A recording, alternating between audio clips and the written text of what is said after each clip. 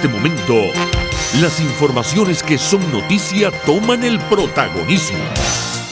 Comienza Informe RCR. Muy buenos días. Hoy es 24 de agosto de 2020 y están en sintonía de Informe RCR, que llega a ustedes a nombre de Jaime Nestares en la dirección general de la estación, de Willy Arcaña en la gerencia de producción, de Jackson Vargas en la coordinación de redacción. En la producción de este espacio está Marilia García y en la dirección técnica César Arteaga. Les saluda Argenis Barreto como todos los días. Les recuerdo que tenemos un canal en YouTube, se llama RCR 750. Allí los invito a que se suscriban y nos den un me gusta. Vamos rápidamente a iniciar esta ronda informativa del día de hoy. De acuerdo con el reporte del régimen, en las últimas 24 horas se registraron 607 nuevos contagios por COVID-19 y 6 fallecidos por esta pandemia. De esta manera, la cifra nacional de contagiados se eleva a 39.564 y a 329 la de fallecidos por la enfermedad. El régimen informó igualmente que este lunes comienza en 3 niveles una nueva semana de flexibilización en la fórmula del 7+7. El primer nivel corresponde a los municipios fronterizos de los estados Zulia, Táchira, Bolívar y Apure. Estos se mantendrán en cuarentena radical. El segundo nivel corresponde a una flexibilización parcial y vigilada en la que participan Distrito Capital, Miranda, Bolívar y Vargas. Y por último está la flexibilización amplia en el resto de los estados del país. Tenemos reacciones, tenemos que Julio Castro, médico epidemiólogo y asesor en materia de salud de la Asamblea Nacional, cuestionó las últimas cifras que ha presentado el régimen al país sobre el número de contagiados de COVID-19. Cuando terminas por semanas epidemiológicas, tú encuentras que esta semana terminó menor que la semana anterior, ¿ok? Pero mayor que la semana de hace 2 semanas. O sea, hubo una bajada aproximadamente del 30% en casos totales, ¿ok? Sobre la semana anterior. ¿Qué refleja lo que tú dices? Entonces, bueno, uno tiene que plantearse como científico opciones de eso. Pues, ¿cuáles son las opciones? Opción 1, y voy a explicar por qué, sería para mí la primera: tienes problemas para hacer los PCR, ¿ok? Tienes un problema logístico, eso puede pasar. Eso le puede pasar a cualquiera. De hecho, ha pasado en muchas partes del mundo.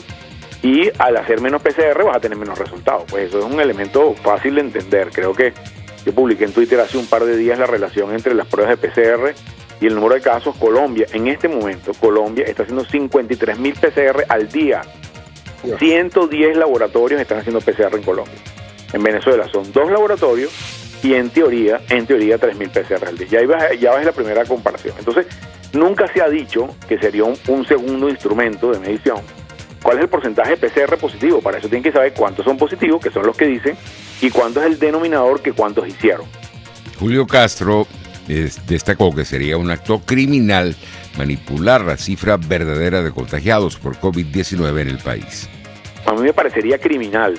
Cuando digo criminal, es criminal internacional, que estén a propósito haciendo menos casos, ¿ok? O sea, o diciendo que tenías 800 casos y pones 600.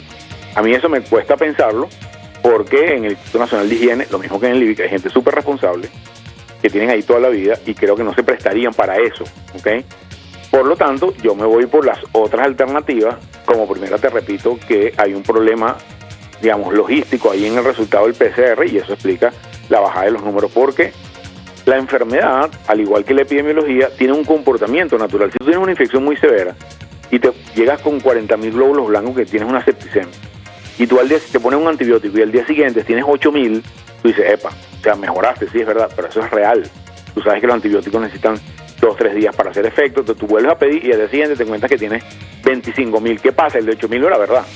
El de 8.000 era un error, y los errores en investigación o en biología pues, ocurren todos los días. Entonces creo que hay que tomar eso con ese contexto, como varias opciones. Y bueno, el principal problema que termina teniendo los voceros es el tema de la transparencia. Pues eso no es nuevo.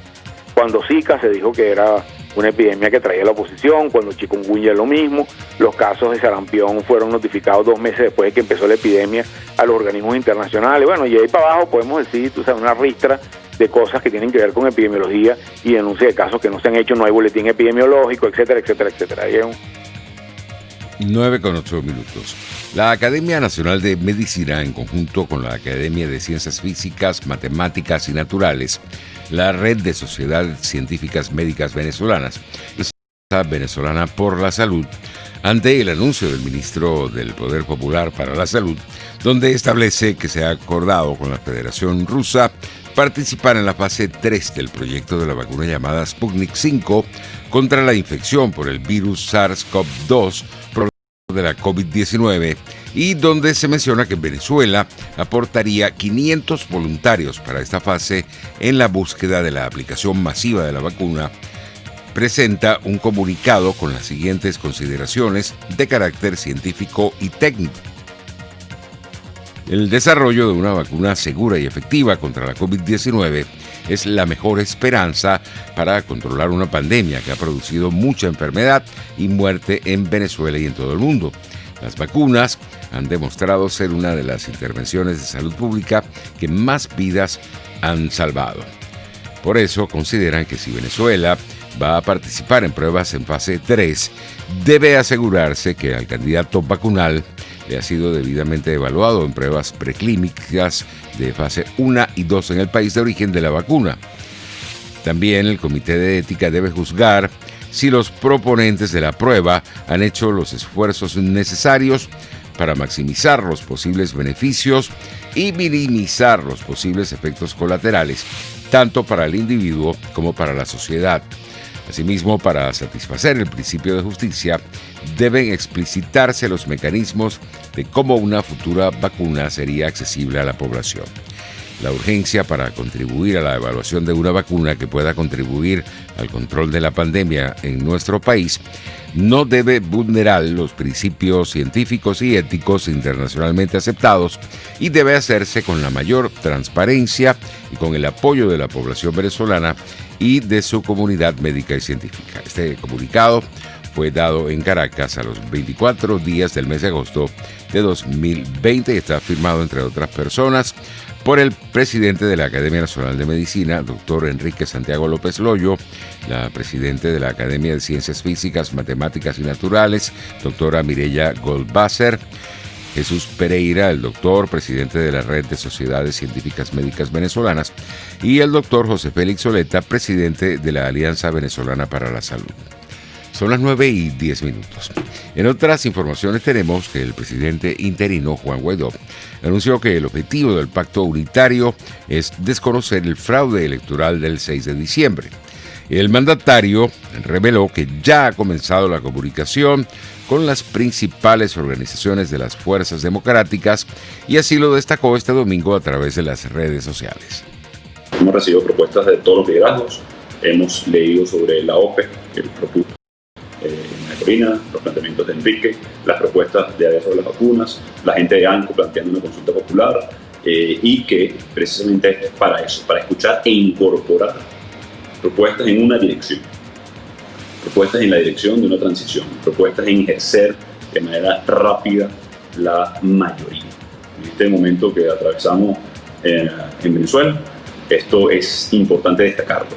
El único requisito es que todos estemos claros que no se trata de imponer una visión, mi visión, tu visión, sino construir y darle fortaleza, una ruta que nos lleve precisamente a finalice, que cese la usurpación, instalar el gobierno de emergencia nacional, que significa reinstitucionalizar y tener elecciones libres. Ahí, en ese espacio, estamos articulados y articulando. Creo que es fundamental. Hay que reunir apoyos central para que una política, cualquiera que sea, tenga éxito. Así que esto no es un tema de Juan Guaidó, esto no es un tema de los partidos políticos, esto no es un tema de los liderazgos, es un tema de todos, de nosotros. Para llevar a cabo y ejercer esa política es un tema de todos. Y ahí lo central de la apertura de este espacio para incorporar ideas en todo el sentido. Milos Alcalay, ex embajador de Venezuela ante Naciones Unidas, aseguró que era de esperar que el gobierno de Irán afirmara que Nicolás Maduro nunca ha intentado comprar misiles a ese país. Lo que pasa es que la credibilidad de Irán, cuando se ve toda una estrategia junto con Maduro en desacreditar y en generar una especie como el mismo Ayatollah Khomeini publicó en primera página del Tehran Times, es parte de la Guerra Santa contra el Imperio, haciendo referencia a los buques que transportaban gasolina, o cuando uno ve toda la dimensión de las banderas iraníes en instituciones oficiales venezolanas, cuando uno ve altos voceros que señalan que la muerte de Soleimani será vengada, cuando uno ve toda una estrategia junto con países como Irán, como Turquía, como una nueva dimensión geopolítica que ha sido denunciada por todo lo que significa la desestabilización no solo de Venezuela, sino a través de Venezuela, América Latina. En segundo lugar, el hecho de que el presidente Duque haya anunciado esta situación, creo que merece más credibilidad la posición del jefe de Estado de Colombia que lo que puedan hacer los ayatolás, que han una y otra vez señalado su disposición a la paz cuando han armado todo el Medio Oriente con misiles, armas, asesinatos como los que el Hezbollah y Al-Quds vienen realizando. A las 7:10 de la mañana, el embajador Milos Alcalay enfatizó que Nicolás Maduro está jugando con fuego en el plano internacional al expresar que evaluaría la compra de estos misiles a Irán. Además de la pandemia sanitaria, hemos venido sufriendo una pandemia social, política, ética muy anterior a la pandemia sanitaria.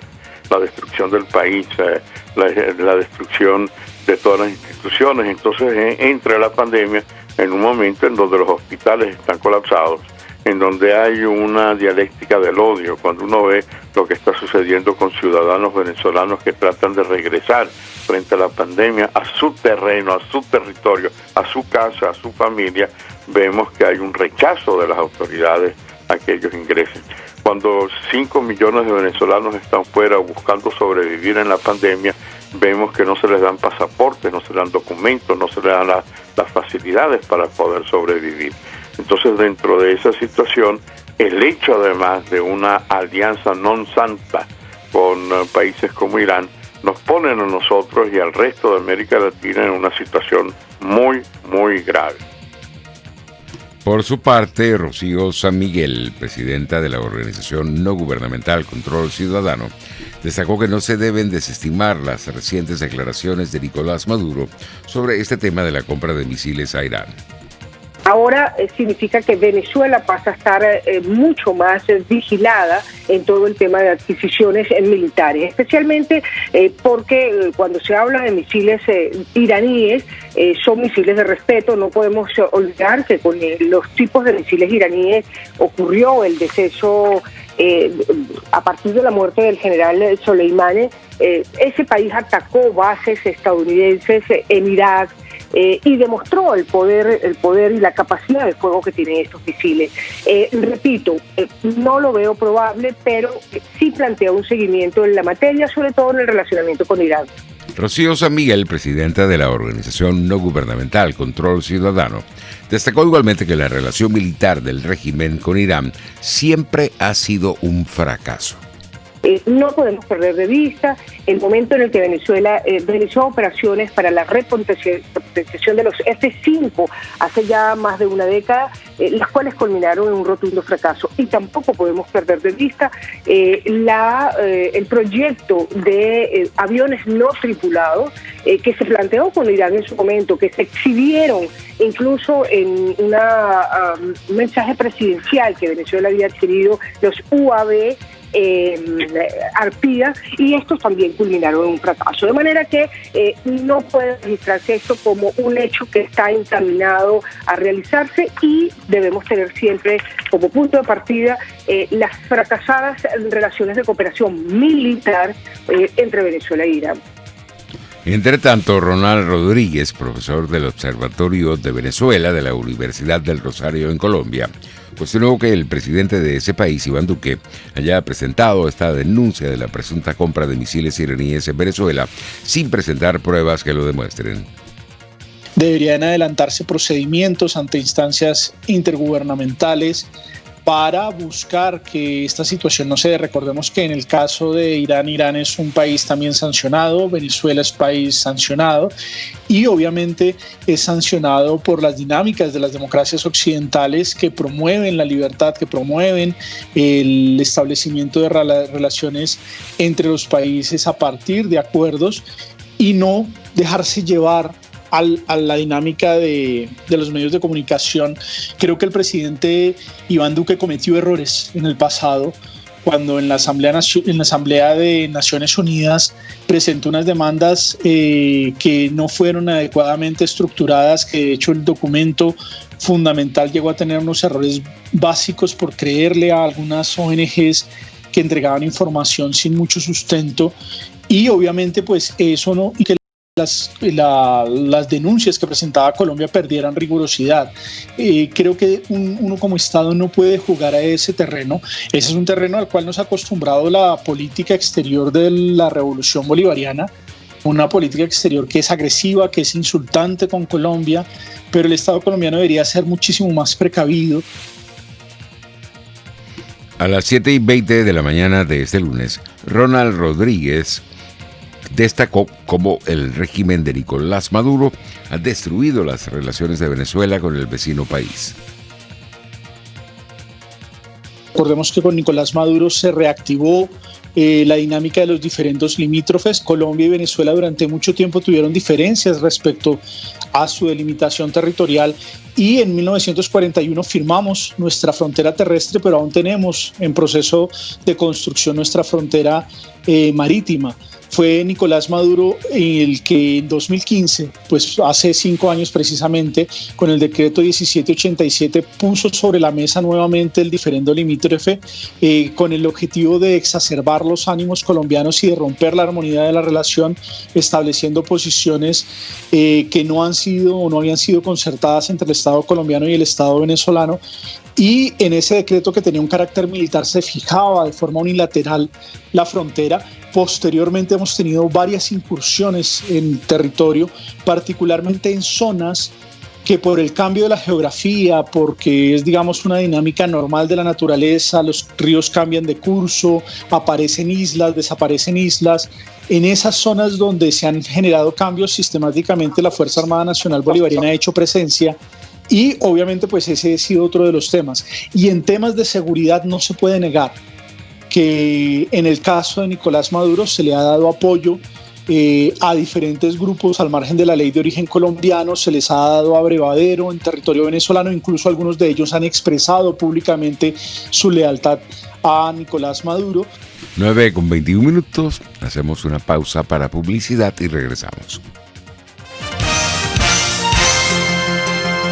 Usted escucha Informe RCR por su 750 AM. Puedes seguirnos en nuestras redes sociales. En Twitter, @RCR750, la radio que se ve. Dosis Alternativas, una ventana abierta donde usted hallará respuestas a diversos temas de salud que nos preocupan. La distensión abdominal, muchas personas lo plantean como una enfermedad. Sin embargo, la distensión abdominal, más que una enfermedad o una condición, es un síntoma y es un motivo de consulta sumamente frecuente entre los pacientes que van al gastroenterólogo o que vienen a la consulta de gastroenterología. Dosis Alternativa les hace llegar de una manera sencilla y amena la orientación de profesionales que necesita para comprender y manejar correctamente situaciones de nuestro día a día. Los resultados del laboratorio tienen que ser interpretados con la clínica del paciente. Si bien es cierto, siempre es bueno hacerse exámenes médicos por lo menos una vez al año, también es bueno hacerse también la evaluación clínica, no solo hacerse el examen de laboratorio, sino también ir al médico internista, hacerse un chequeo general anual. Dosis Alternativa con Marilia García y Jackson Vargas, de lunes a viernes a las 9:30 de la mañana, solo por RCR, la radio que se ve. Les estamos presentando Informe RCR El compacto informativo de esta hora. Solo por RCR 750 AM.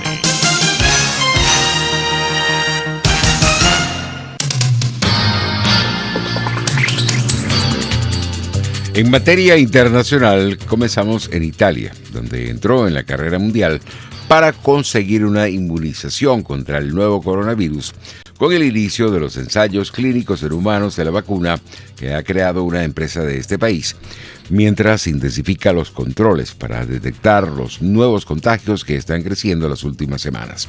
Una mujer de 50 años, cuya identidad no se ha revelado, ha sido la primera voluntaria a la que se inoculó esta mañana una primera dosis de la vacuna en un hospital de Roma, donde dio comienzo la primera fase de esta experimentación. Según un balance establecido por AFP, este lunes la pandemia por COVID-19 ha provocado al menos 809.000 muertos en el mundo desde que la oficina de la Organización Mundial de la Salud en China dio cuenta de la aparición de la enfermedad en diciembre. Pasamos ahora a Perú. En el marco de la pandemia de COVID-19, hubo un saldo de 13 muertos y 6 heridos que dejó una tragedia en una discoteca de ese país, hecho que fue cuestionado por el presidente Martín Vizcarra. Escuchemos sus declaraciones.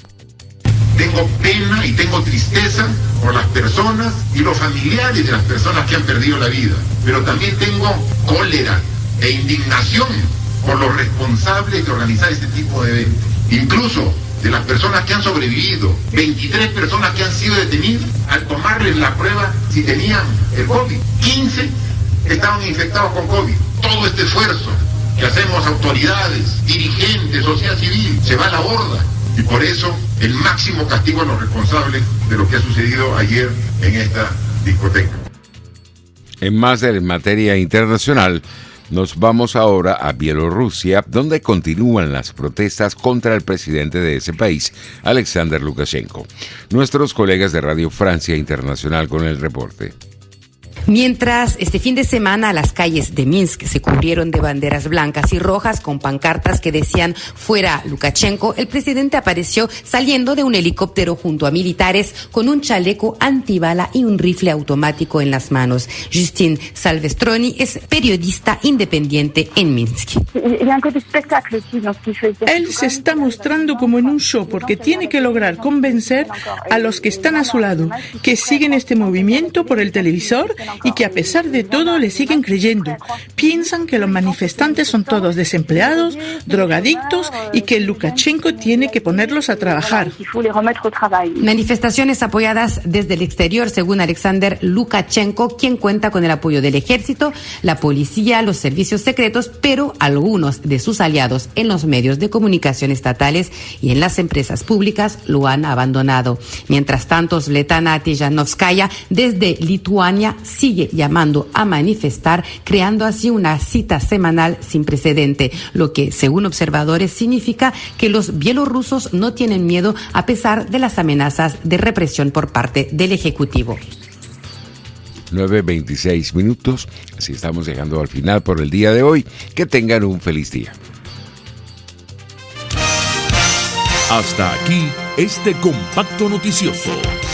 Manténgase en nuestra sintonía, porque estaremos informándole de la noticia al momento de producirse.